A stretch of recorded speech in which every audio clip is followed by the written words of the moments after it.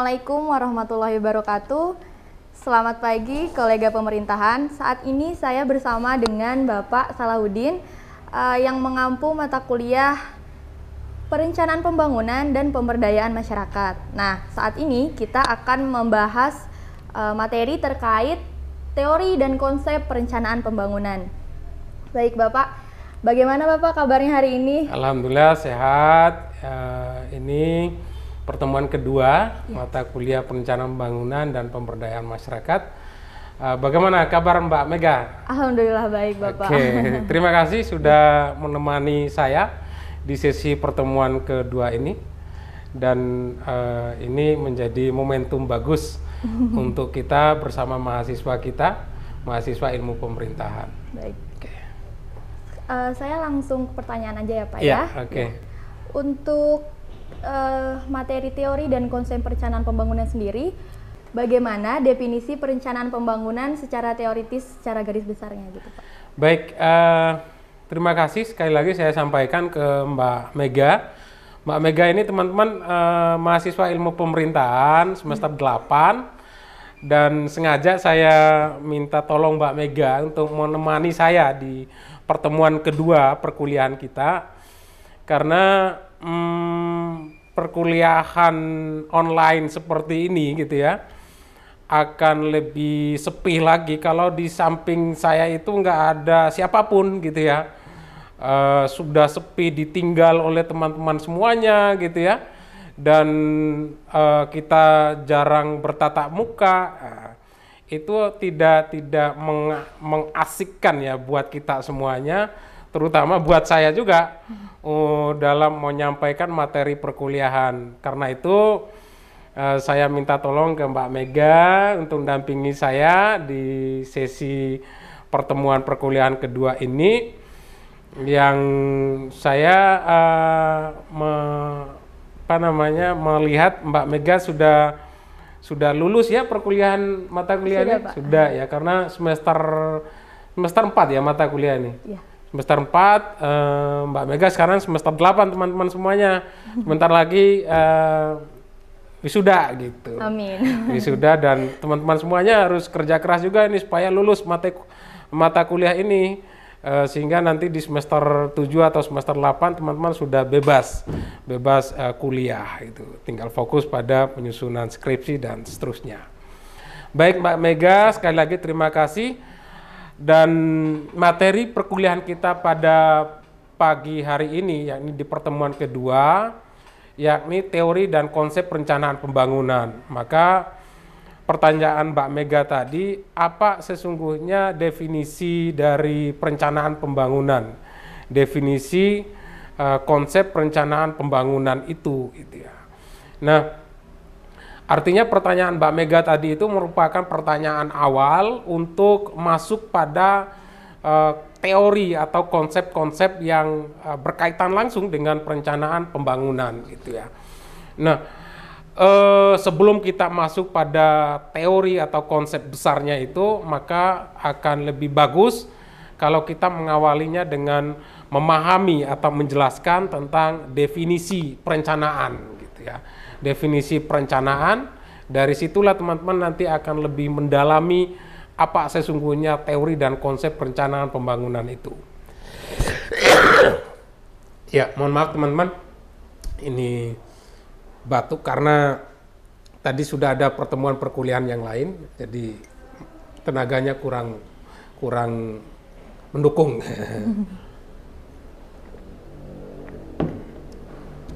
Baik teman-teman, pertanyaan Mbak Mega tadi, apa definisi perencanaan gitu ya.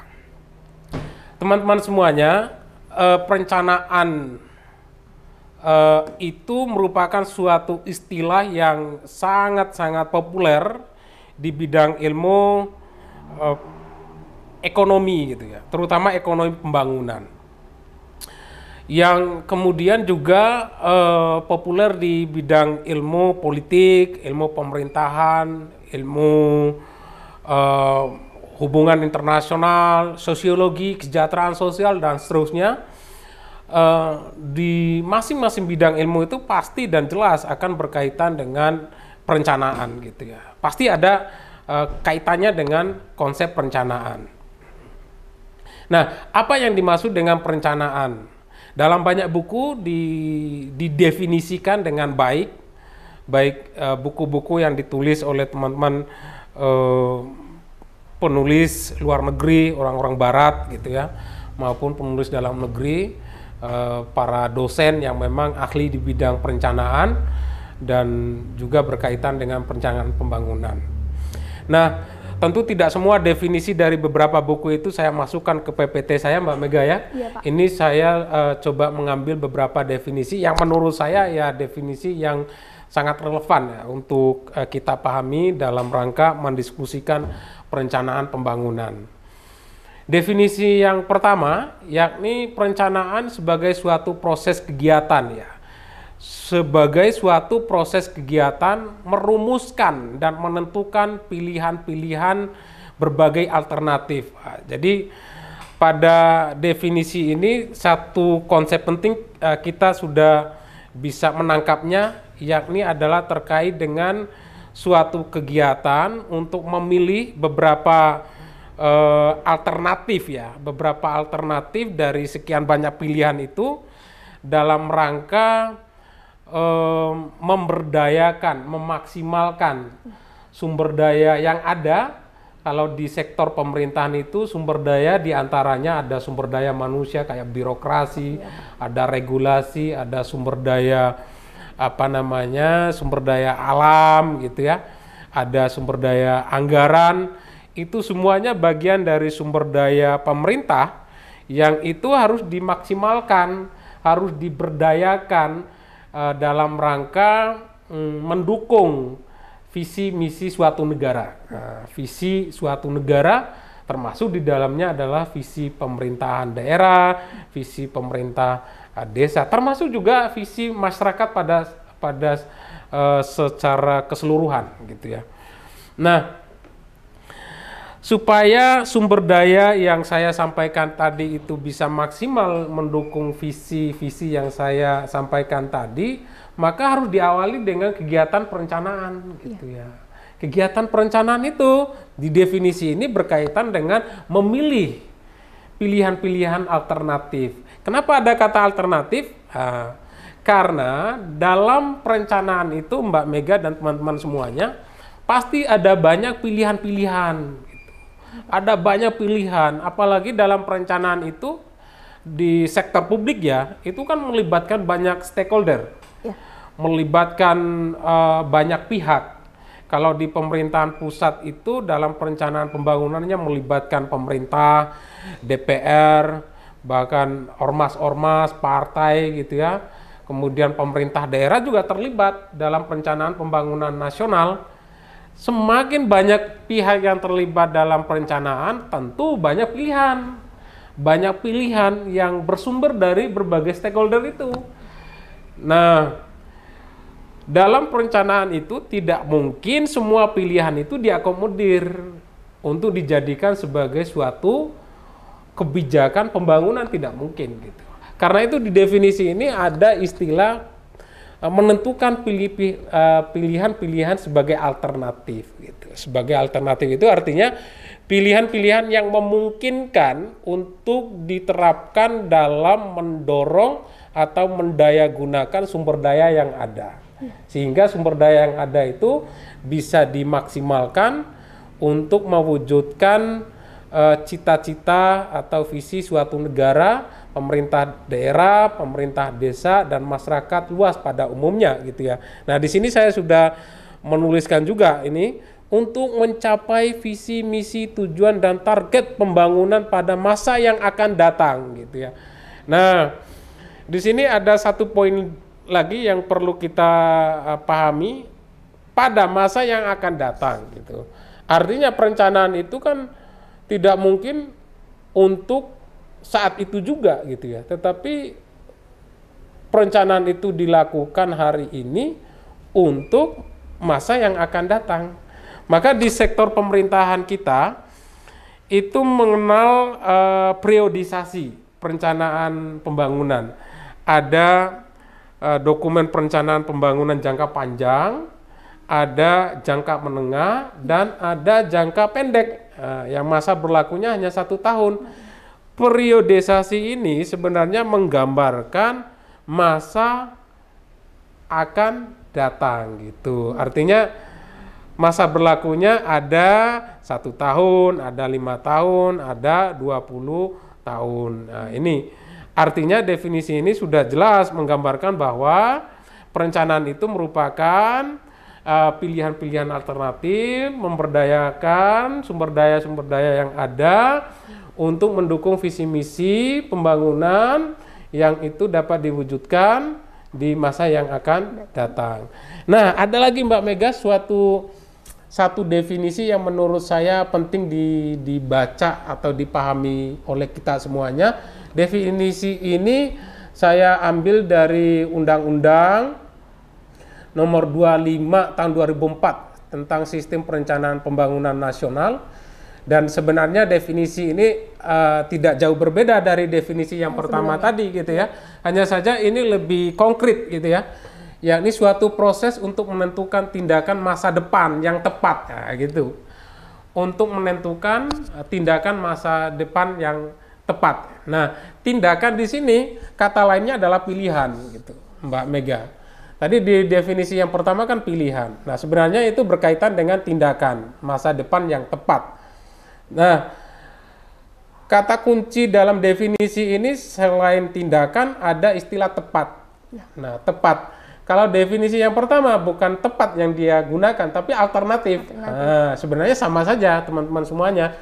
Jadi pilihan alternatif atau pilihan yang tepat, gitu. Melalui urutan pilihan. Nah, ini lebih terperinci lagi, gitu ya. Jadi perencanaan itu ada pilihan-pilihan yang terstruktur gitu, tidak sporadis gitu ya. Jadi semua pilihan itu dimasukkan kemudian dijadikan suatu kebijakan, tidak seperti itu, tapi diperincikan dalam dokumen pembangunan.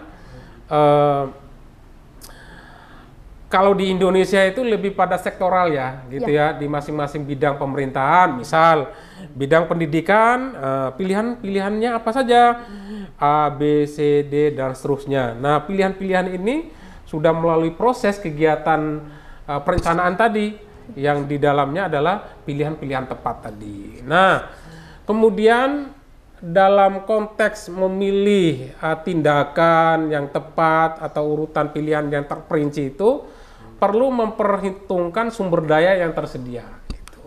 Jadi teman-teman semuanya, baik di sektor publik maupun di sektor swasta, ketika suatu organisasi itu melakukan kegiatan perencanaan, maka salah satu aspek yang dipertimbangkan adalah sumber daya. Nah, tadi saya sudah sampaikan juga ya, sumber daya. Sumber daya.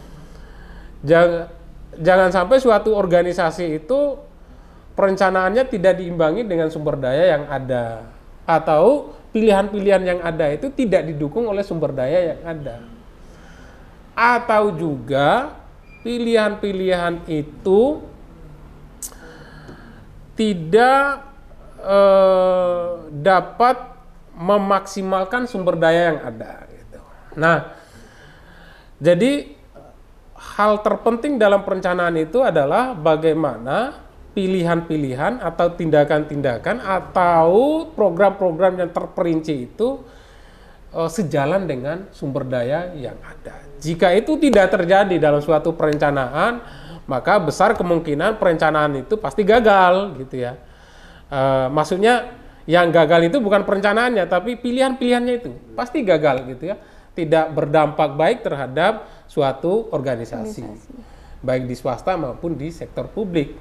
Nah, kalau di sektor publik tidak akan berdampak pada pembangunan negara kita, baik jangka panjang, menengah maupun jangka pendek, gitu ya.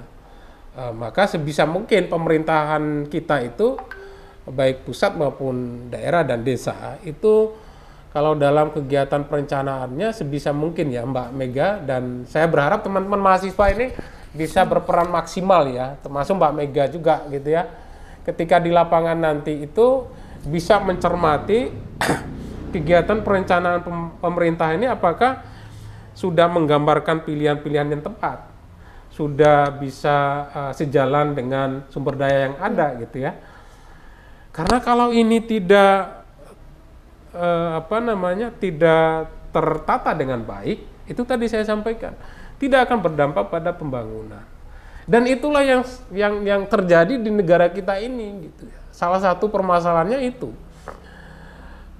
Perencanaan dengan capaian pembangunan itu nggak imbang gitu ya. Bahkan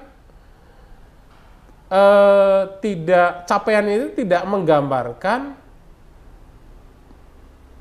target-target yang sudah ditentukan dalam perencanaan. Gitu. Salah satunya itu tadi, karena pilihan-pilihannya tidak sesuai dengan sumber daya yang ada. Gitu ya. Nah, sumber daya ini juga berkaitan dengan kebutuhan, tuntutan masyarakat, kemudian berkaitan dengan kemampuan birokrasi, ketersediaan regulasi, termasuk juga berkaitan dengan dukungan budaya, sosial budaya. Gitu. Nah, sekali lagi poin terpentingnya adalah siapapun perencana itu ya bisa pemerintah, bisa masyarakat, gitu ya, harus bisa memperhatikan sumber daya yang ada. Gitu. Nah, kita sangat khawatir ini Mbak Mega ya terkait dengan konteks ini ya, perencanaan ini, khawatir yang berkaitan dengan rencana pemerintah kita ada ini ya, tentang apa itu perpindahan ibu kota negara itu. Iya.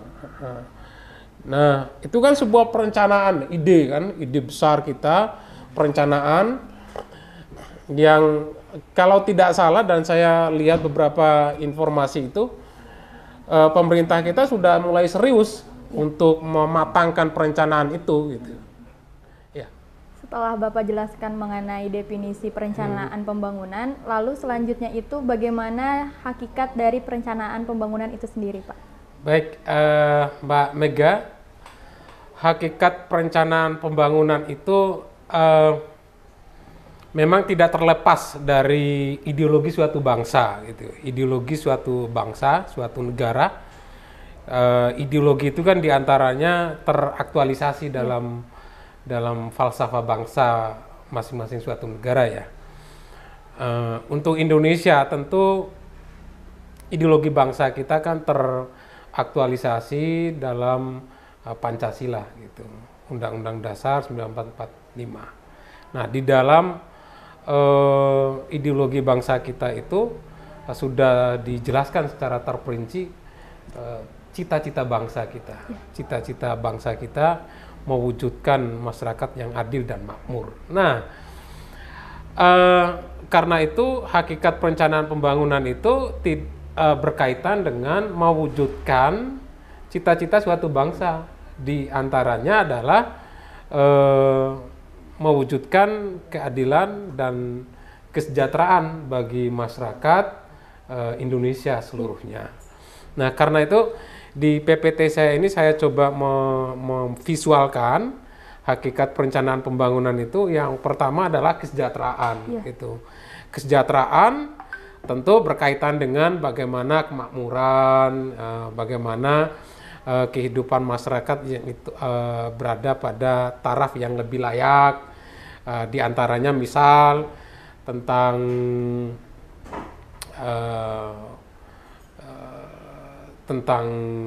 lapangan pekerjaan, kemudian kelayakan hunian, dan terkait dengan akses informasi yang bisa didapatkan oleh masyarakat kita, dan itu adalah berkaitan dengan kesejahteraan. Nah, itu beberapa gambaran tentang kesejahteraan. Yang selanjutnya adalah hakikat perencanaan bangunan, yakni pemberdayaan. Nah, pemberdayaan itu berkaitan dengan bagaimana perencanaan pembangunan itu bisa menghadirkan kesejahteraan yang lebih berdaya, ya, kesejahteraan yang lebih eh, bisa diakses oleh masyarakat luas gitu. Dan termasuk dalam konteks bagaimana masyarakat bisa mendapatkan fasilitas pelayanan publik yang maksimal gitu. Lalu ada keadilan sosial gitu ya. Jadi kesejahteraan, pemberdayaan itu harus didukung oleh keadilan sosial. Keadilan sosial itu adalah bentuk dari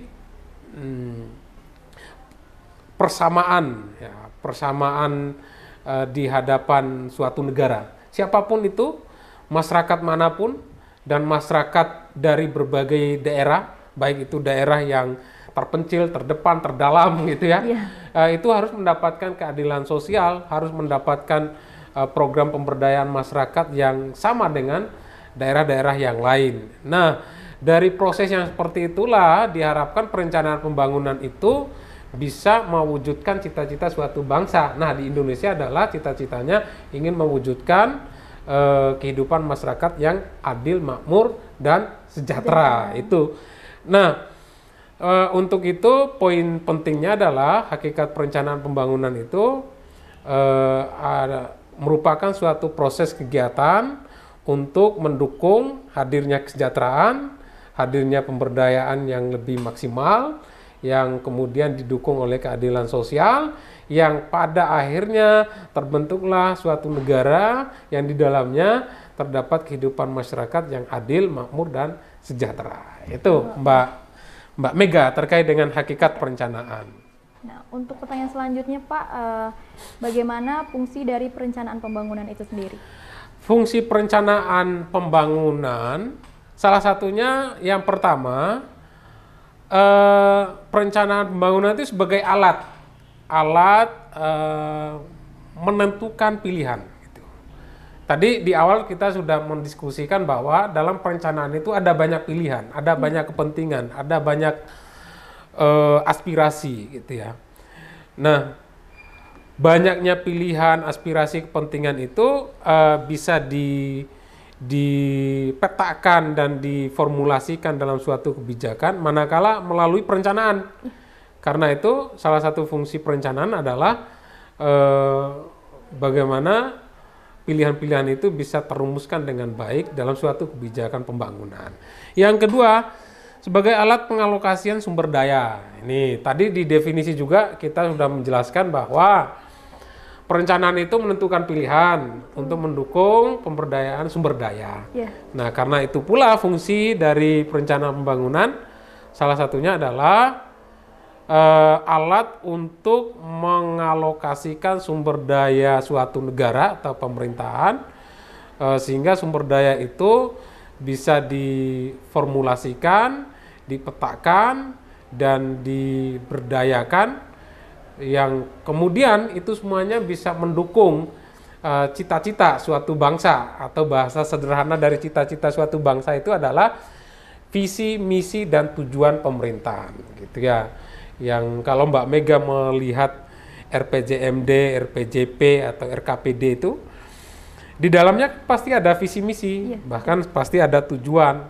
Nah, itu semuanya bisa diwujudkan melalui sumber daya yang ada. Nah, sumber daya itu bisa tertata dengan baik manakala melalui perencanaan. Itulah fungsi dari perencanaan, adalah pengalokasian sumber daya sehingga sumber daya bisa dimaksimalkan. Yang selanjutnya, alat pencapaian tujuan. Mbak Mega dan teman-teman mahasiswa, perencanaan itu bisa dijadikan sebagai alat gitu. Alat untuk mewujudkan tujuan. Penjelasan kita tadi itu kan sudah mengarah ke sana sebenarnya, bahwa perencanaan itu untuk mewujudkan tujuan. Tujuan itu kan tergambarkan dari cita-cita suatu bangsa, visi misi pemerintahan, dan seterusnya itu. Tanpa perencanaan tidak mungkin suatu negara atau pemerintahan atau organisasi swasta, perusahaan-perusahaan itu, termasuk kita pribadi ya, sebagai bagian dari mahasiswa atau apapun itu profesi kita, tanpa ada perencanaan tidak mungkin tujuan kita itu bisa tercapai gitu. Tidak mungkin gitu. Termasuk dalam konteks pemerintahan. visi misi pemerintah daerah misalnya, itu tidak akan mungkin diwujudkan selama 5 tahun ke depan tanpa melalui perencanaan yang baik. Ya.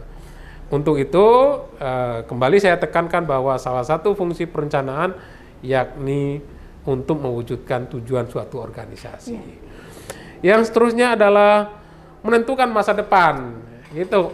Jadi teman-teman mahasiswa, perencanaan itu tidak sekedar memilih pilihan-pilihan atau alternatif atau program kegiatan, tidak sekedar itu, tapi akan berkaitan dengan seperti apa masa depan, ya, masa depan suatu organisasi, masa depan pemerintahan. Gitu.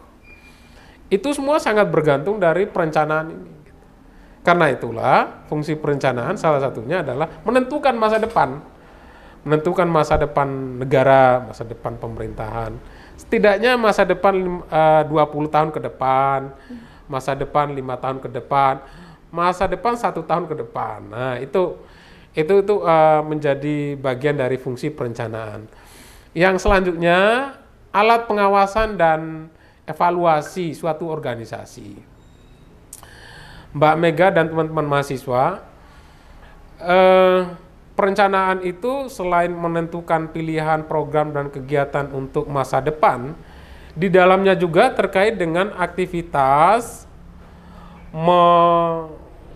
memetakan kondisi dan permasalahan yang sedang terjadi. Gitu. Karena esensi dari pilihan itu kan berangkat dari permasalahan, berangkat dari kondisi yang ada pada saat itu. Dengan seperti itu maka lahirlah pilihan. Nah, tidak mungkin kan teman-teman mahasiswa menentukan pilihan A gitu tanpa ada masalah, ada landasan atau alasan sebelumnya. Tidak mungkin gitu ya.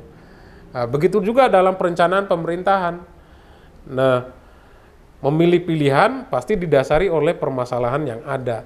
Nah, dalam konteks itulah ketika pemerintahan memahami permasalahannya, sesungguhnya dia sedang mengevaluasi kondisi yang sedang terjadi. Karena itu, fungsi perencanaan bangunan salah satunya adalah alat pengawasan dan evaluasi, gitu ya.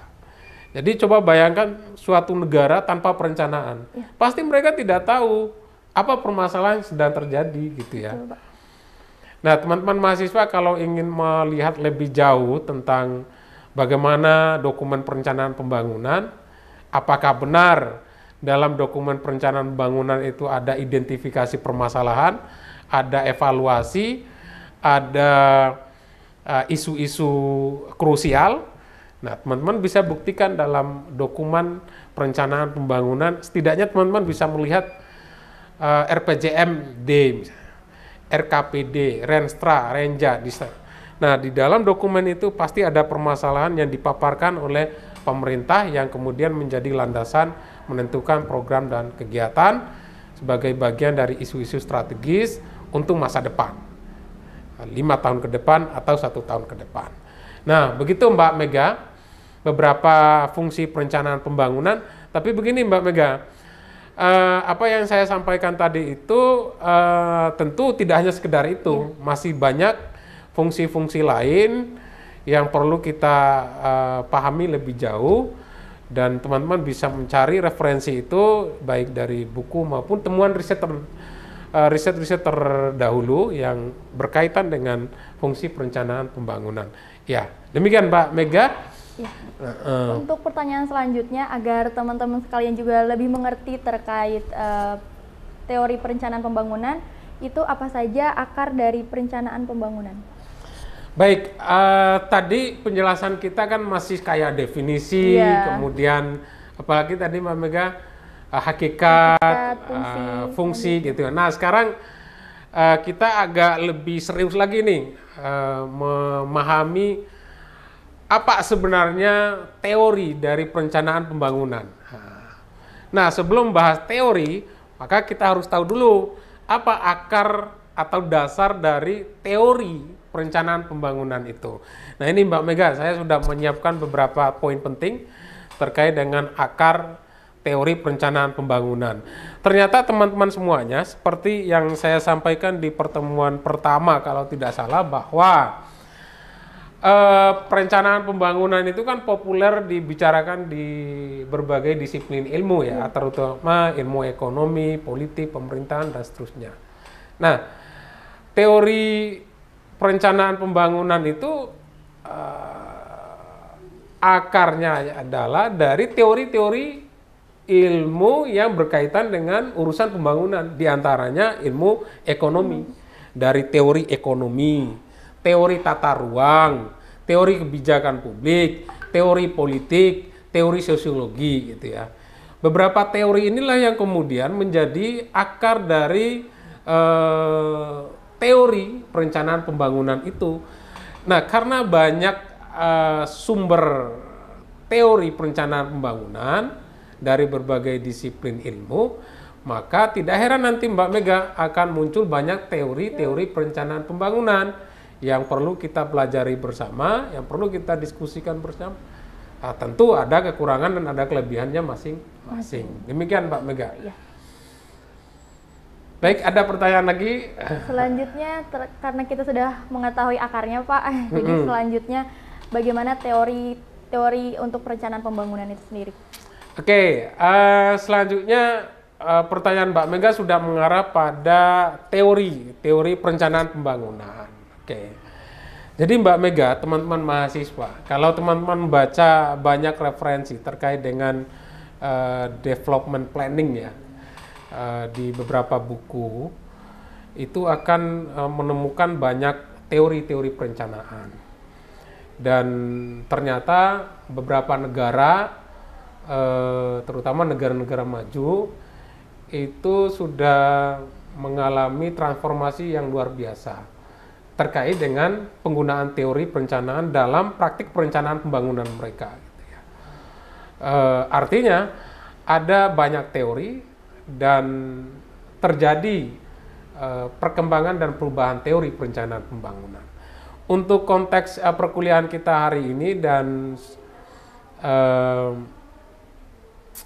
saya akan lebih fokus pada membicarakan terkait dengan beberapa teori yang itu bisa kita diskusikan lebih lanjut dan kita kaitkan dengan praktik di lapangan, terutama berkaitan dengan perencanaan pembangunan di Indonesia. Yang pertama ini Mbak Mega, saya kutip teori perencanaan komprehensif. Nah, ini teori perencanaan komprehensif atau comprehensive planning. Sebagai mahasiswa planologi misalnya, atau mahasiswa urban governance ya, itu pasti sudah sangat familiar dengan istilah teori ini, ya, ini comprehensive planning. Teori ini poin pentingnya adalah perencanaan pembangunan dilakukan secara terintegrasi dan secara menyeluruh. Artinya berkaitan dengan banyak konsep. Gitu. Apa saja konsep itu? Di antaranya ada perencanaan bottom up, perencanaan top down, perencanaan sektoral, dan seterusnya, perencanaan partisipatif. Nah, konsep-konsep ini dijadikan secara integratif, secara terintegrasi dalam teori ini. Jadi teori ini tidak hanya menggunakan satu model atau satu pendekatan perencanaan, tapi menggunakan banyak pendekatan, sehingga diharapkan teori ini nanti bisa menjadi panduan bagi praktisi untuk menyusun program pembangunan yang lebih komprehensif. Tetapi teori ini ada banyak kelemahan yang kemudian dikritik oleh banyak orang gitu ya. Salah satu kritikannya bahwa tidak mungkin suatu negara atau suatu organisasi itu bisa menyusun perencanaan pembangunan dengan berbagai pendekatan. Tidak mungkin gitu ya. Pada umumnya suatu negara itu kan menyusun suatu perencanaan pembangunan pasti berangkat dari satu atau dua teori gitu ya, atau satu dua pendekatan. Tidak mungkin pendekatan top down dari atas ke bawah, itu dalam waktu yang bersamaan juga menerapkan pendekatan bottom up dari bawah ke atas gitu ya. Artinya perencanaan dari akar rumput dari masyarakat ke atas ke pemerintah gitu. Nah, disinilah kemudian beberapa teori lain itu mengkritik bahwa comprehensive planning itu adalah sebuah ide atau gagasan yang sulit diimplementasikan.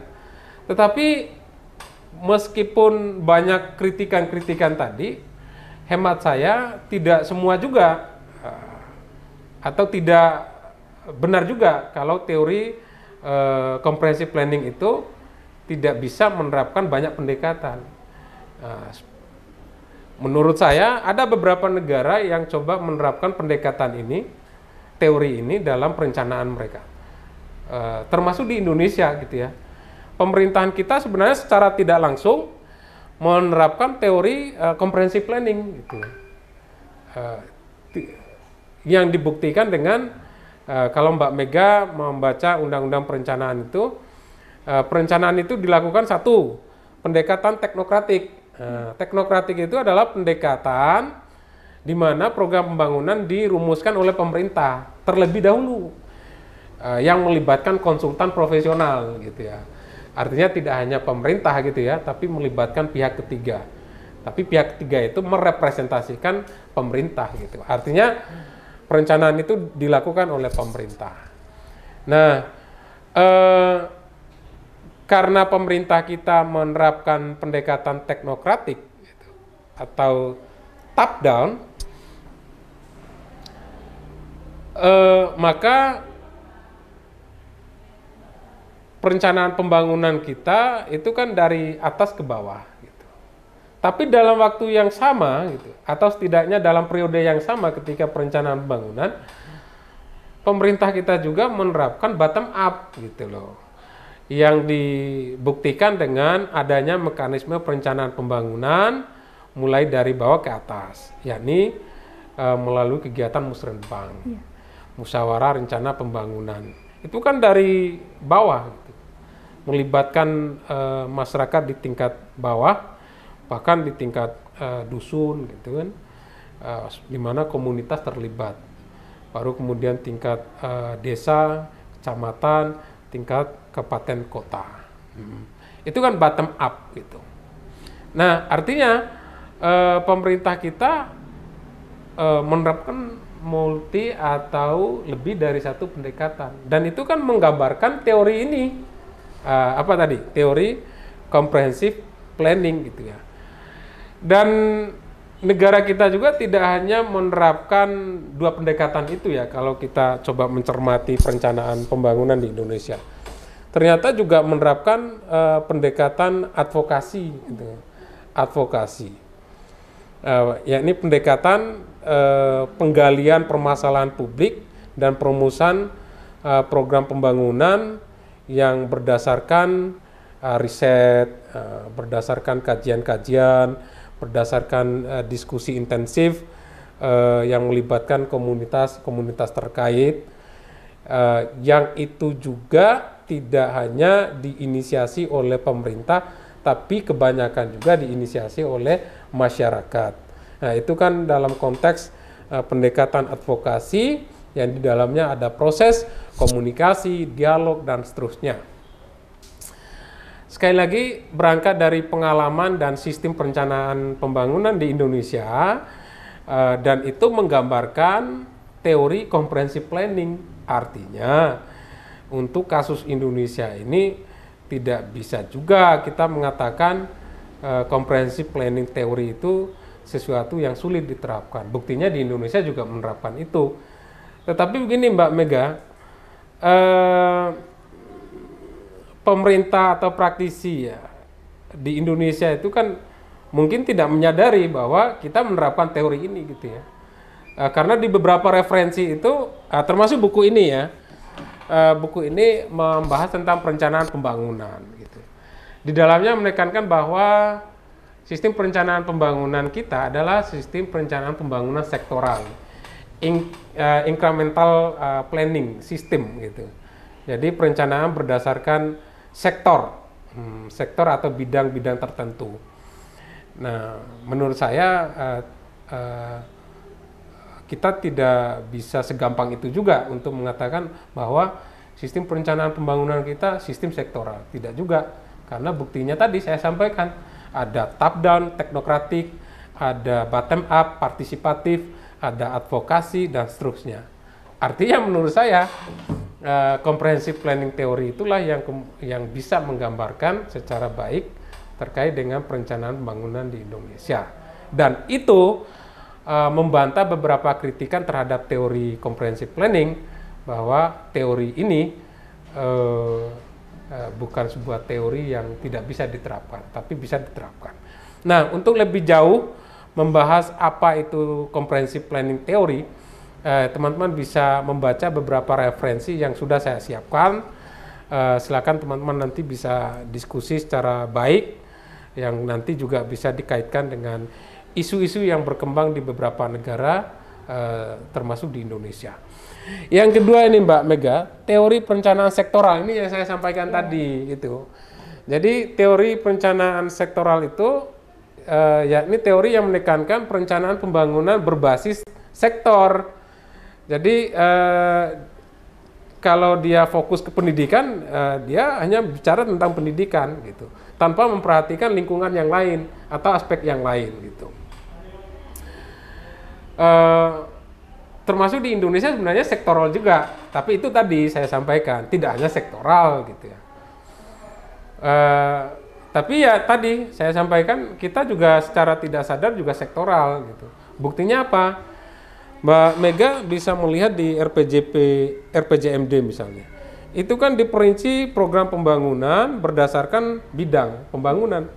Ada bidang pendidikan, bidang sosial budaya, bidang kesehatan, dan seterusnya. Dan programnya itu kan terperinci berdasarkan bidang itu. Nah, artinya kita juga menerapkan teori sektoral itu, perencanaan sektoral, atau bahasa ilmiahnya ya incrementalism teori gitu ya, planning. Jadi yang pada intinya teori ini lebih menekankan pada perencanaan berbasis sektoral atau wilayah. Yang ketiga ya. Teori perencanaan berorientasi pelaksanaan ya. Jadi pada teori ini lebih menekankan apakah program yang ditentukan itu memungkinkan untuk diimplementasikan gitu. Jadi dia tidak membicarakan apakah program ini benar-benar strategis untuk mewujudkan suatu pembangunan yang lebih baik, tidak. Lebih pada mempertimbangkan apakah program ini memungkinkan untuk diimplementasikan gitu. Jadi artinya teori ini berorientasi pada implementasi program. Gitu. Dan kalau saya melihat teori ini perlu didiskusikan lebih lanjut ya, karena menurut saya teori ini sudah sangat jauh dari perkembangan model perencanaan terbaru. Mungkin pendekatan atau teori ini lebih banyak digunakan pada negara-negara berkembang yang sistem politik pemerintahannya masih berorientasi pada proses pelaksanaan kegiatan. Kita di era Soeharto juga seperti itu, hanya melihat bagaimana program itu bisa diimplementasikan atau tidak. Tidak melihat apakah program itu bisa memberdayakan sumber daya yang ada, bisa berdampak pada pembangunan yang berkelanjutan, dan seterusnya. Mbak Mega sendiri dan teman-teman mahasiswa kan bisa melihat produk pembangunan di era Orde Baru misalnya. Ada banyak pembangunan fisik yang sebenarnya tidak berfungsi baik terhadap masyarakat gitu.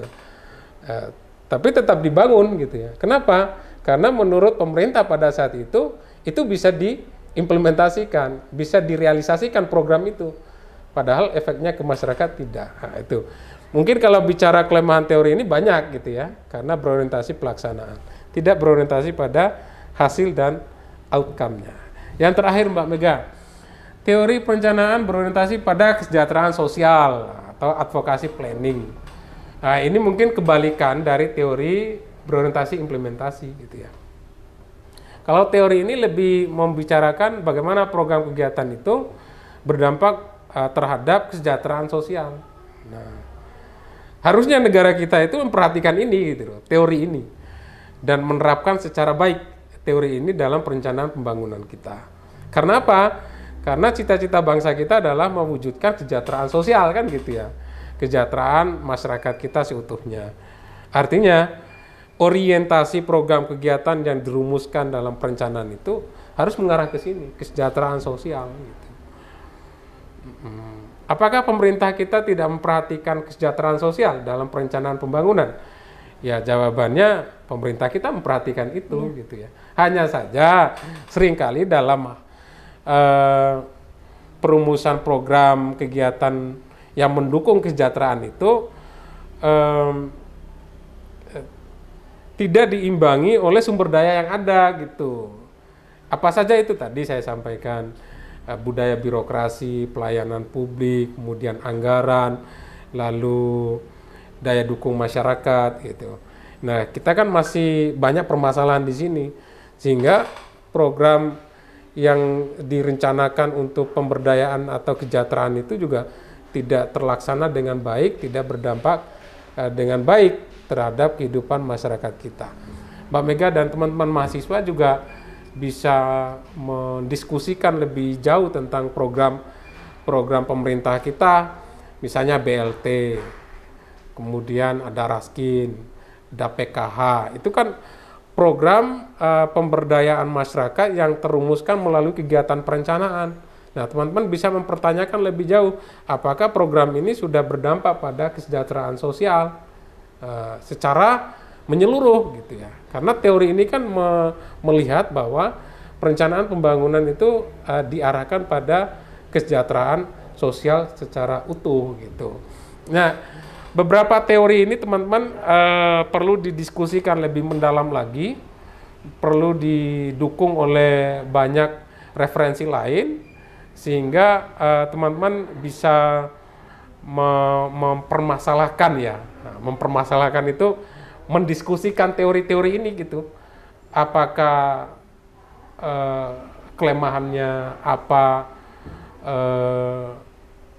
kekuatannya, lalu seperti apa praktiknya dalam perencanaan pembangunan di berbagai negara. Nah, saya berharap teman-teman mahasiswa itu tidak hanya melihat konteks Indonesia ya, tapi juga melihat beberapa negara lain yang coba menerapkan beberapa teori perencanaan pembangunan gitu. Sehingga dari situ kan kita mendapatkan gambaran. Ya, betul, oh, ternyata teori sektoral seperti ini dan di negara itu gitu ya. Dan saya melihat negara juga maju gitu misalnya dengan pendekatan itu atau teori itu. Artinya ada kekuatan lain di masing-masing teori itu yang perlu digali lebih jauh. Nah, demikian Mbak Mega ya terkait dengan teori perencanaan pembangunan. Oke, ada hal lain ya yang perlu kita diskusikan lebih lanjut. Ya. Silakan. Tadi Bapak sudah menyinggung terkait pendekatan dari perencanaan pembangunan. Nah, bisa Bapak jelaskan secara rinci apa saja pendekatan dari perencanaan pembangunan itu? Ya, ini teori perencanaan. Ini sebenarnya tambahan dari teori yang saya jelaskan tadi. Teman-teman bisa baca di slide saya ya. Iya, Pak. Nah, ini pendekatannya. Pendekatan perencanaan itu yang saya pahami dan saya baca di beberapa referensi Mbak Mega ya, ada 3 pendekatan yang sangat populer ya didiskusikan oleh para peneliti atau penulis paper yang terkait dengan isu-isu perencanaan. Pendekatan pertama adalah pendekatan politik ya. Pendekatan politik itu melihat perencanaan pembangunan itu pada aspek interaksi, komunikasi, dan relasi antar berbagai aktor yang berkepentingan dalam perencanaan pembangunan. Nah, di dalam proses itu semuanya terdapat kompetisi ya, atau pertarungan antar aktor untuk menentukan program, kegiatan, pilihan-pilihan, isu-isu strategis yang dimana dalam proses itu pada akhirnya diharapkan menjadi bagian dari program pembangunan suatu negara atau daerah atau desa. Nah, pada pendekatan ini lebih fokus melihat kepentingan aktor atau stakeholder dan bagaimana mereka memperjuangkan kepentingan itu. Nah, itu pendekatan politik dalam perencanaan. Misal Mbak Mega atau teman-teman mahasiswa ingin mengangkat judul skripsi tentang partisipasi dan aspirasi masyarakat dalam perencanaan pembangunan desa misalnya. Itu sesungguhnya teman-teman itu risetnya menggunakan pendekatan politik dalam perencanaan karena ingin melihat bagaimana keterlibatan, bagaimana upaya masyarakat memperjuangkan aspirasinya sehingga diharapkan menjadi bagian dari program pembangunan desa gitu. Nah, itu pendekatan politik. Tapi tidak sesederhana itu ya gambarannya. Kalau secara nasional pasti kita akan melihat bagaimana pertarungan politik ya antara pemerintah DPR gitu. Jadi Mbak Mega ketika pemerintah pusat itu menetapkan RPJMN pasti melalui paripurna, melalui pembahasan secara bersama antara DPR dengan pemerintah. Dan di situ kan ada semacam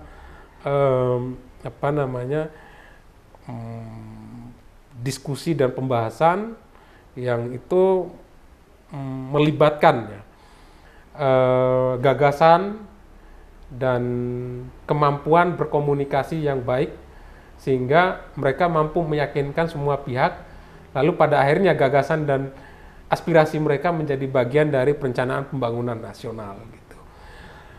Tentu prosesnya panjang kalau persoalan politik gitu ya, tidak sesederhana yang kita pahami gitu. Pasti ada proses-proses politik lainnya. Belum lagi kalau kita kaitkan dengan keterlibatan partai politik, kemudian kita kaitkan dengan ideologi partai dengan orientasi pembangunan. Oh, itu lebih dinamis lagi itu. Misalnya di era Orde Baru, dominasi Golkar gitu. Nah, ideologi Golkar kan pembangunan. Maka hampir kita melihat bahwa semua dokumen pembangunan mulai pusat sampai daerah itu merepresentasikan ideologi Golkar sebenarnya. Itulah sisi politiknya gitu. Apakah hari ini sudah tidak seperti itu lagi? Menurut saya masih ada. Bahkan ya mohon maaf ya di beberapa daerah itu kan warna kantor pemerintah itu kan mengikuti warna partai gitu ya. Warna partai. Misalnya di Blitar itu kan dominasi warna merah. Artinya bisa kita pastikan bahwa di dalam RPJPD-nya, di RPJMD-nya itu pasti menggambarkan kepentingan partai yang berkuasa pada saat itu. Artinya sisi politiknya menarik Mbak Mega kalau kita bisa mengeksplorasikan itu. Kemudian ada pendekatan pemberdayaan masyarakat Mbak Mega.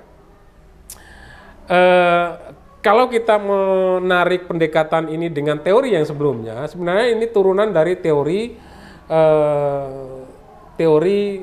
kesejahteraan sosial gitu ya. Bagaimana perencanaan berorientasi pada kesejahteraan dan pendekatan ini pun melihat seperti itu. Bagaimana perencanaan pembangunan itu diarahkan pada program kegiatan pemberdayaan. Nah, tapi memang pendekatan ini lebih banyak diterapkan di negara-negara berkembang karena negara berkembang kan masih bicara tentang pemberdayaan gitu kan. Bicara tentang bagaimana sesuatu yang tidak berdaya menjadi berdaya kan gitu. Dari masyarakat yang menempati rumah yang tidak layak huni menjadi rumah layak huni dan seterusnya. Nah, dalam konteks pendekatan ini ketika suatu pemerintah menitik beratkan pada pendekatan ini maka akan menghasilkan banyak program yang mengarah pada pemberdayaan masyarakat. Nah, kalau dalam pendekatan ini, proses penyusunan perencanaan pembangunan juga itu sebenarnya sudah menggambarkan pemberdayaan di situ. Misal, kalau selama ini keterlibatan perempuan dalam perencanaan pembangunan kan minim ya. Tapi dalam pendekatan ini perempuan didorong untuk terlibat dalam perencanaan pembangunan. Nah, artinya dalam perumusan perencanaan itu sudah ada pemberdayaan, apalagi bicara tentang program kegiatan. Selanjutnya pendekatan administratif pemerintahan. Ini orientasi prosedural gitu. Jadi perencanaan itu lebih banyak memperhatikan prosedur atau sistem yang berlaku. Dia tidak banyak membicarakan tentang seperti apa hasilnya, seperti apa dampaknya, bagaimana demokrasi itu bisa dihidupkan dalam perencanaan melalui pendekatan politik. Dia tidak bicara seperti itu. Dia tidak bicara berapa banyak orang yang terlibat dalam perencanaan pembangunan, termasuk tidak bicara apakah program ini berdampak pada pemberdayaan, tidak.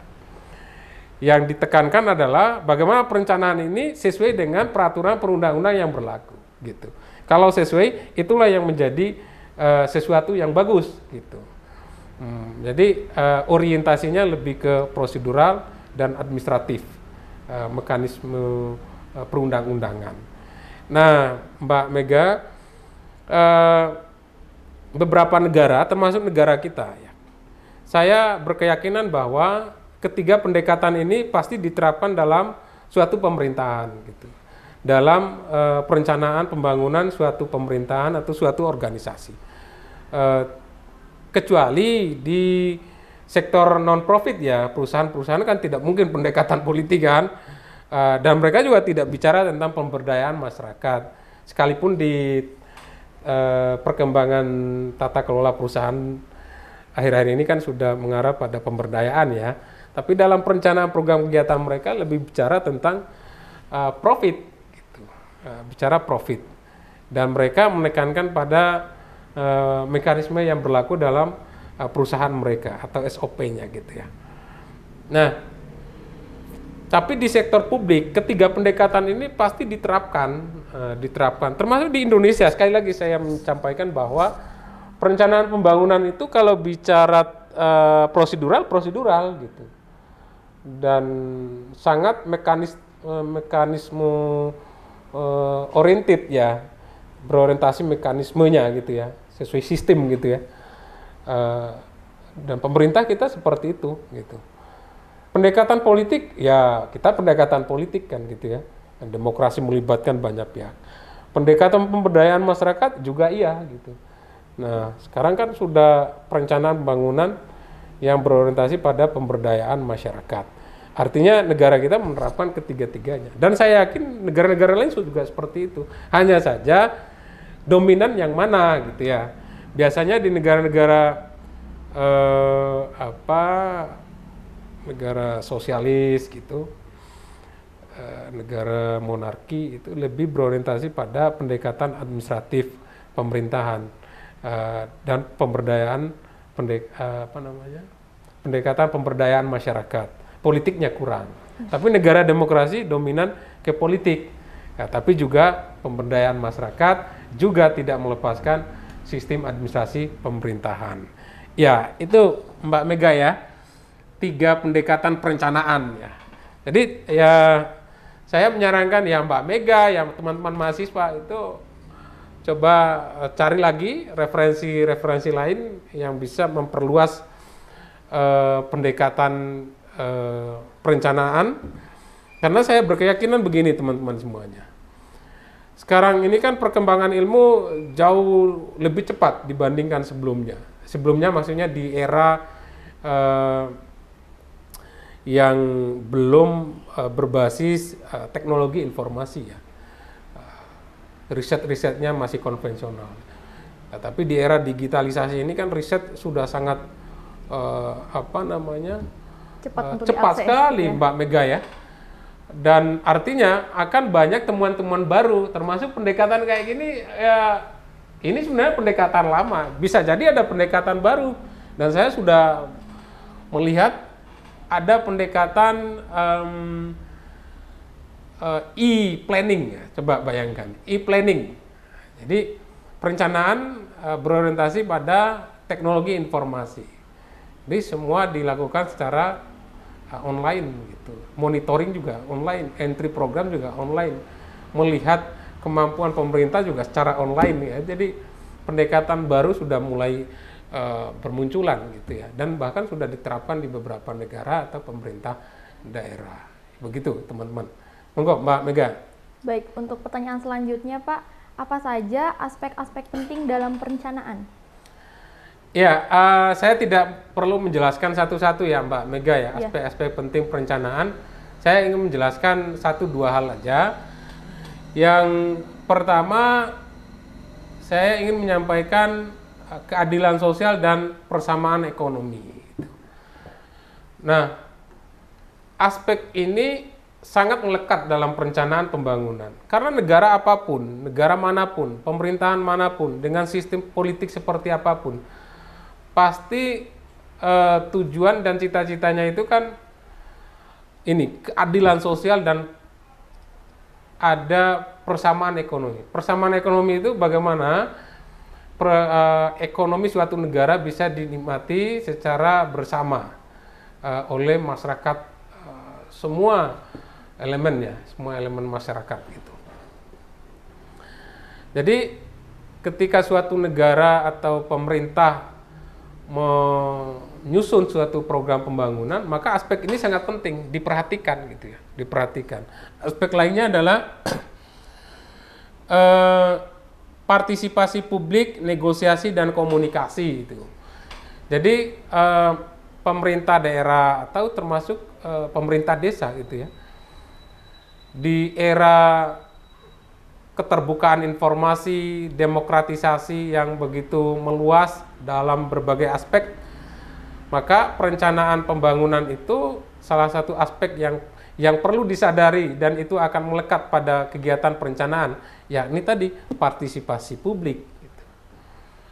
Jadi teman-teman mahasiswa atau siapapun itu praktisi pembangunan,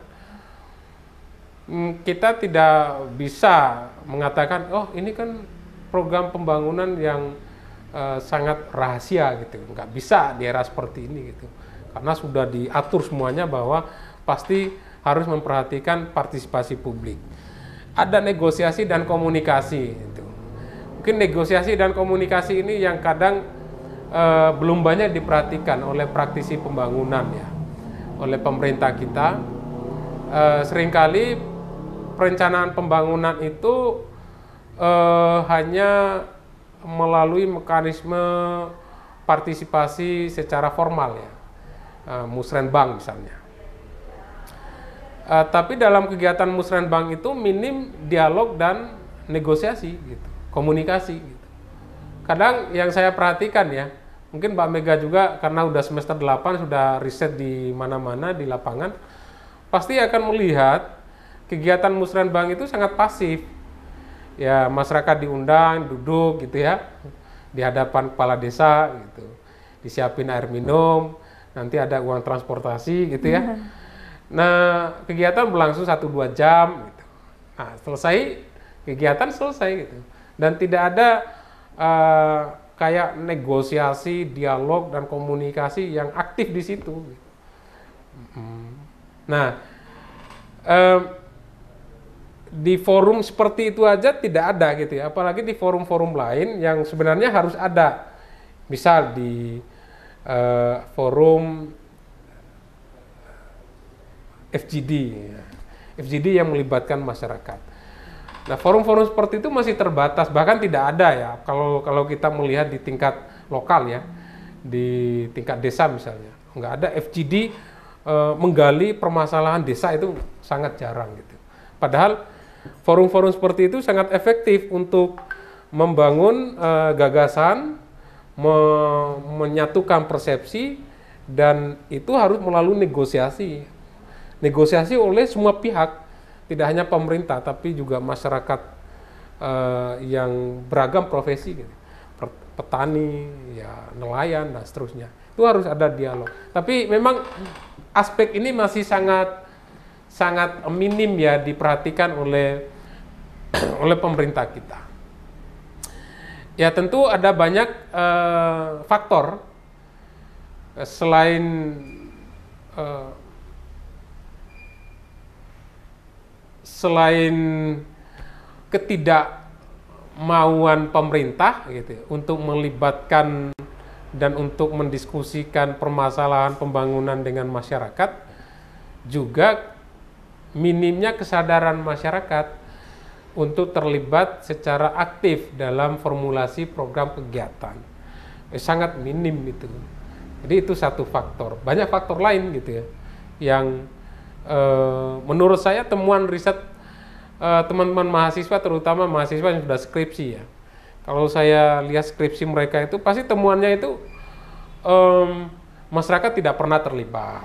Masyarakat terlibat tapi pasif.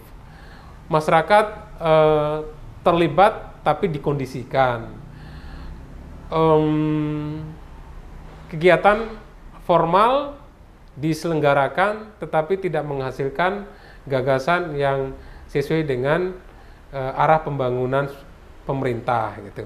Jadi temuan-temuan riset seperti itu kan menggambarkan bahwa sesungguhnya aspek partisipasi publik, negosiasi, komunikasi itu masih sangat minim diperhatikan oleh pemerintah kita dalam perencanaan pembangunan. Masih ada aspek lain yang menurut saya perlu kita diskusikan pada sesi yang lain. Begitu Mbak Mega. Ya. Untuk pertanyaan selanjutnya, tentu dalam dalam perencanaan pembangunan itu ada objek untuk dijadikan pembangunan. Nah, untuk itu isu-isu apa saja Pak yang biasanya dijadikan untuk perencanaan pembangunan? Ya, ada banyak isu ya yang dijadikan sebagai bahan diskusi dalam proses kegiatan perencanaan pembangunan. Isu-isu umumnya itu diantaranya satu, penataan kota misalnya, penataan kota, transportasi publik, kemudian relokasi pembangunan, lalu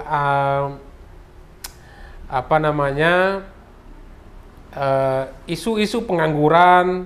Kalau di tingkat daerah-daerah yang agraris pasti berkaitan dengan isu pertanian, peternakan, irigasi, dan termasuk isu-isu yang sifatnya global gitu. Isu-isu global itu terkait dengan pemanasan global, kerusakan lingkungan, kemudian isu-isu korupsi, teroris, itu kan isu-isu global sebenarnya. Nah, semua isu-isu itu akan menjadi perhatian khusus, perhatian penting dalam kegiatan perencanaan pembangunan. Tetapi Mbak Mega dan teman-teman mahasiswa, yang perlu disadari kan tidak mungkin semua isu-isu itu didiskusikan dalam waktu yang singkat gitu ya, dalam momen yang sama gitu kan, tidak mungkin Mbak Mega. Jadi pasti ada isu-isu tertentu yang menjadi prioritas. Maka ini berkaitan dengan definisi perencanaan di awal tadi. Ada banyak pilihan. Pilihan sebenarnya bagian dari isu-isu itu gitu. Maka perlu kita sadari bahwa tidak semua isu-isu itu didiskusikan dalam suatu perencanaan pembangunan oleh pemerintah daerah atau pemerintah nasional. Nah, tetapi ada isu-isu yang perlu didiskusikan dan wajib didiskusikan dalam suatu perencanaan pembangunan itu, yakni berkaitan dengan pelayanan dasar. Pelayanan dasar diantaranya kesehatan, pendidikan, gitu ya, dan pelayanan lainnya yang itu menjadi penting bagi keberlangsungan suatu negara atau pemerintahan atau masyarakat itu sendiri. Nah, isu-isu itulah yang menjadi prioritas, menjadi hal penting dalam kegiatan perencanaan pembangunan. Nah, di Indonesia itu kan ada urusan pilihan, ada urusan wajib misalnya. Nah, urusan pilihan itu menjadi isu penting untuk didiskusikan dalam kegiatan perencanaan pembangunan gitu. Nah, tidak bisa dilupakan itu ya, tidak bisa dilupakan. Jadi itu beberapa isu-isu umum dalam perencanaan pembangunan itu. Tapi yang jelas apa yang saya sampaikan tadi itu menjadi poin pentingnya. Tidak semua isu-isu itu didiskusikan kemudian diformulasikan dalam program pembangunan, nggak mungkin gitu. Tapi poin pentingnya adalah urusan wajib, urusan yang melekat dengan kehidupan masyarakat sehari-hari, keberlangsungan suatu organisasi itu menjadi penting untuk didiskusikan, diperhatikan, diprioritaskan seperti kesehatan, pendidikan dan seterusnya. Itu Mbak Mega. Untuk pertanyaan selanjutnya, apa saja yang menjadi tantangan dalam perencanaan pembangunan, Pak? Iya, saya juga tidak menjelaskan secara rinci ini ya Mbak Mega. Ini hanya sekilas saja, secara umum ya. Karena saya tahu Mbak Mega atau teman-teman mahasiswa yang lain itu kan pasti punya waktu tersendiri ya untuk menggali materi. Tantangan perencanaan bangunan yang ingin saya sampaikan di kesempatan ini adalah perbedaan kepentingan ini. Ini sangat-sangat vital yang membuat perencanaan pembangunan itu tidak berjalan dengan baik, gitu.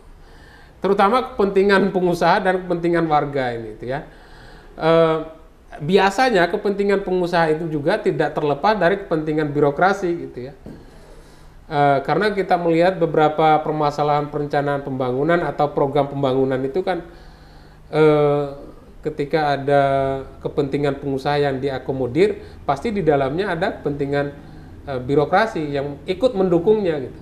Nah, biasanya kepentingan mereka itu, pengusaha dan birokrasi itu kadang tidak sejalan dengan kepentingan warga, kepentingan publik yang lebih luas gitu, yang lebih membutuhkan terhadap pembangunan itu sendiri gitu ya. Misal terkait dengan eksplorasi tambang gitu ya, pengembangan sumber daya alam gitu.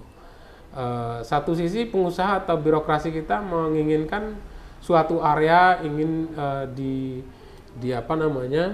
dikapitalisasikan gitu, digali potensinya, kemudian diperjualbelikan gitu.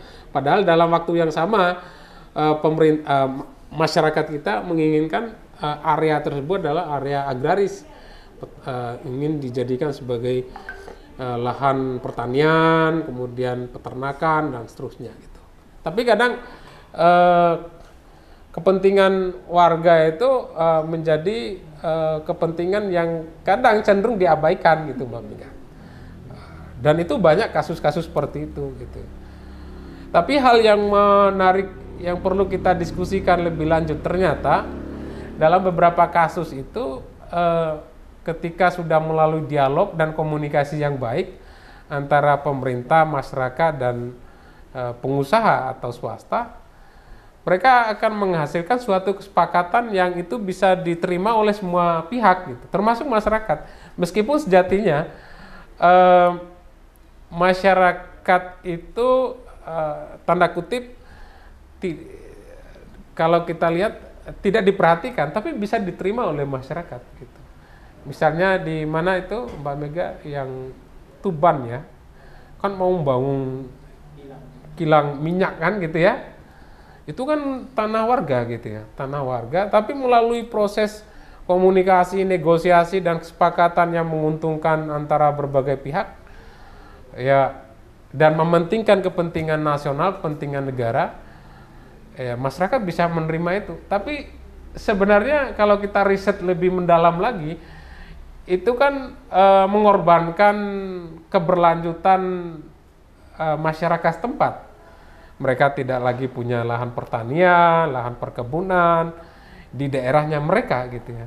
Meskipun saya melihat masyarakat setempat bisa menggunakan dana ganti rugi itu untuk membeli area pertanian di tempat lain. Itu urusan lain. Cuman yang kita bicarakan sekarang bagaimana kepentingan pemerintah, kepentingan bisnis dan masyarakat ini kadang berbeda gitu. Ada yang bisa disatu padukan hingga itu bisa diimplementasikan, bisa diterima oleh semua pihak, tapi banyak juga Mbak Mega dan teman-teman kepentingan mereka ini berbeda yang berujung pada konflik gitu. Banyak gitu, konflik yang berkepanjangan. Seperti di daerah apa itu Kabupaten Murung Raya itu. Murung Raya ya, di Kalimantan itu luar biasa. Di sana kan eksplorasi tambang gitu. Eksplorasi tambang, hak-hak adat juga tersingkirkan, lahan pertanian juga tergusur dan seterusnya itu. Dan itu menimbulkan konflik yang berkepanjangan. Dan itu artinya kan bentuk dari perbedaan kepentingan. Jadi itu Mbak Mega tantangannya, dan masih banyak tantangan lain. Iya. Silakan. Tadi di awal Bapak sudah menjelaskan terkait fungsi dari perencanaan pembangunan. Nah, untuk fungsi sosial tersendiri itu apa, Pak? Ya, fungsi sosialnya itu secara tidak langsung saya sudah menyinggung sebenarnya. Ya, ini kan terkait dengan pemberdayaan, kesejahteraan, keadilan sosial, dan seterusnya. Ya, itu kan melekat dalam fungsi perencanaan pembangunan.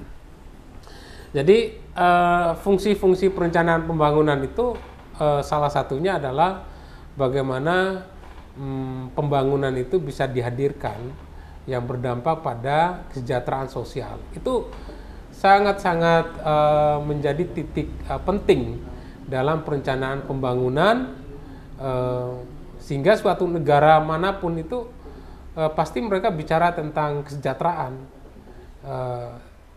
dalam berbagai banyak perspektif. Ya, kesejahteraan itu kan tentu beda-beda suatu negara antara negara itu.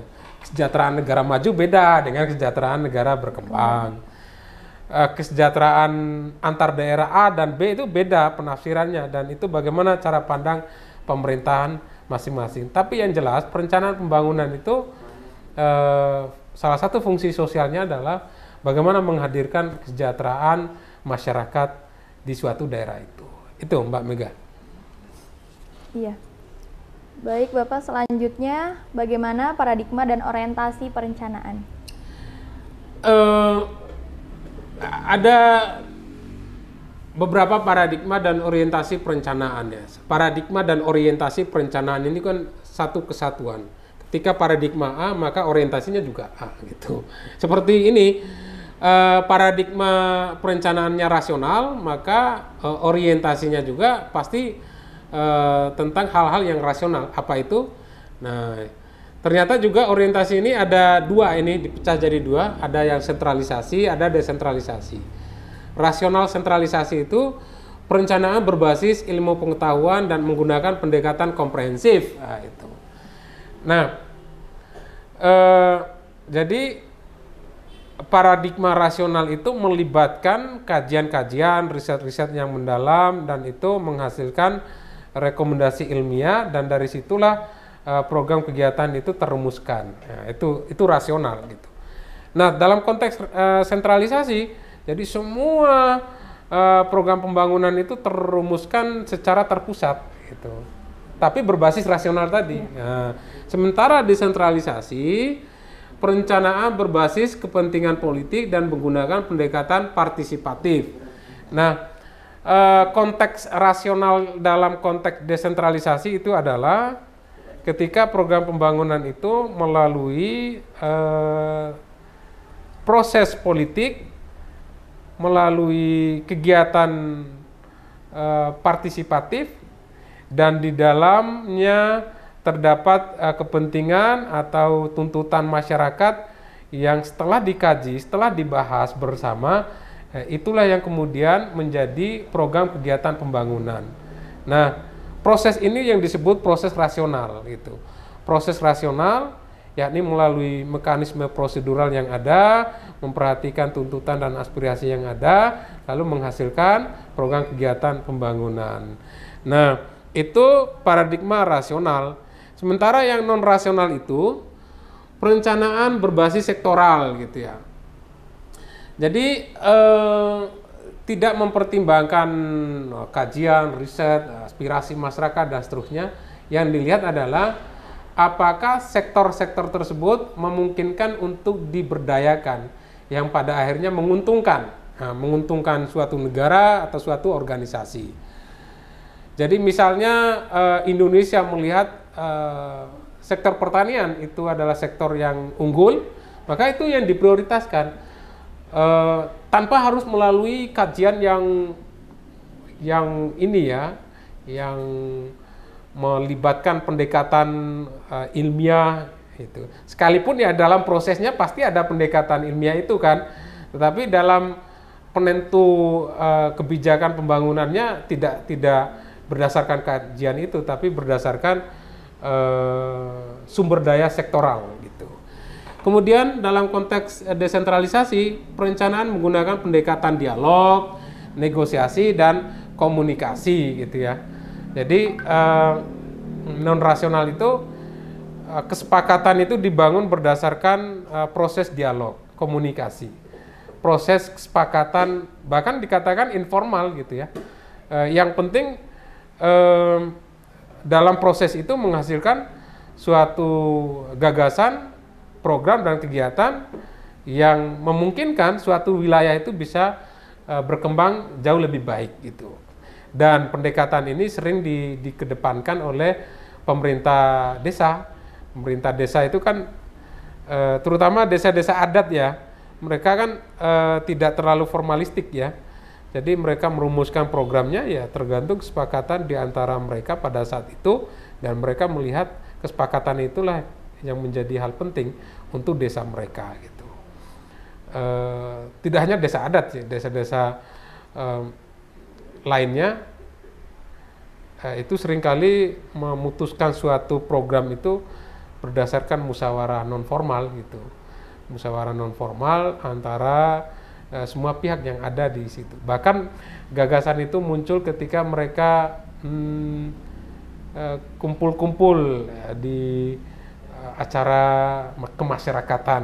Dari situlah muncul program kegiatan yang kemudian diformulasikan dan diformalisasikan dalam bentuk peraturan desa. Biasanya seperti itu. Jadi itu Mbak Mega.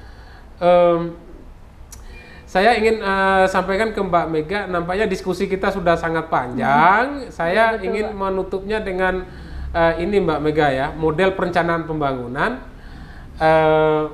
Jadi ini pun saya tidak mendiskusikan secara panjang lebar teman-teman dan Mbak Mega ya. Jadi model perencanaan pembangunan itu ada top down planning gitu ya. Yang ini juga nggak lepas dari teori-teori sebelumnya itu. Sudah Bapak singgung. Sudah saya singgung di awal gitu, betul Mbak Mega. Ada bottom up, perencanaan partisipatif, perencanaan teknokratik, dan dalam beberapa kasus, beberapa model ini ya diterapkan dalam waktu yang bersamaan. Seperti di Indonesia, semua model ini kan diterapkan gitu. Jadi top down, ya, perencanaan dari atas ke bawah. Jadi draftnya dari atas gitu, baru disampaikan, didiskusikan ke bawah. Juga dari bawah kita, dari Musrenbang, dari kegiatan dewan itu juga kan bagian dari bottom up itu. Kegiatan dewan itu apa ya Mbak Mega, yang penyerapan aspirasi, reses. Oh iya. Ya, kegiatan reses itu kan kegiatan menampung aspirasi konstituen. Nah, konstituen itu kan bagian dari masyarakat. Itu kan bottom up gitu. Dan Indonesia juga seperti itu. Perencanaan partisipatif, Musrenbang, nah, gitu. Perencanaan teknokratik tadi saya sampaikan. Konsepnya diformulasikan oleh pemerintah yang melibatkan pihak profesional gitu. Jadi beberapa model ini kemudian menjadi satu kesatuan dalam perencanaan pembangunan suatu negara atau daerah dan desa. Begitu Mbak Mega. Baik Pak. Mbak Mega, nampaknya kita cukup ya untuk pertemuan kedua ini. Pertama, saya berharap pada teman-teman mahasiswa, materi yang saya diskusikan bersama Mbak Mega pada pertemuan kedua di video ini perlu didiskusikan kembali gitu ya, didiskusikan kembali secara baik oleh teman-teman semuanya, dan itu harus berangkat dari banyak referensi gitu ya, dari banyak buku-buku, dan saya mengarahkan dan berharap pada teman-teman juga membaca temuan-temuan riset terbaru gitu. baik riset yang dilakukan oleh teman-teman dari luar sana, dari luar negeri, maupun temuan riset dari negara kita sendiri gitu ya, terkait dengan perencanaan pembangunan. Dari situ teman-teman akan mendapatkan banyak wawasan dan ide yang kemudian bisa teman-teman dijadikan sebagai bahan diskusi, bahkan menjadi formulasi baru yang juga bisa didiskusikan, di riset lebih lanjut pada riset teman-teman gitu ya. Jadi poin pentingnya tidak hanya menerima materi yang saya sampaikan pada pertemuan ini gitu ya, tetapi teman-teman perlu menggali lebih jauh. Untuk pertanyaan dan diskusi, saya tunggu teman-teman di forum diskusi pada platform kita Ilmu UMM IC ID itu. Saya mengucapkan terima kasih pada Mbak Mega sudah mendampingi saya untuk sesi diskusi pertemuan kedua mata kuliah perencanaan pembangunan dan pemberdayaan masyarakat. Dan terima kasih pada teman-teman semuanya, mahasiswa yang saya banggakan. Semoga teman-teman melalui video ini bisa mendapatkan banyak hal seperti yang saya sampaikan tadi. Untuk pertemuan ketiga atau pertemuan selanjutnya,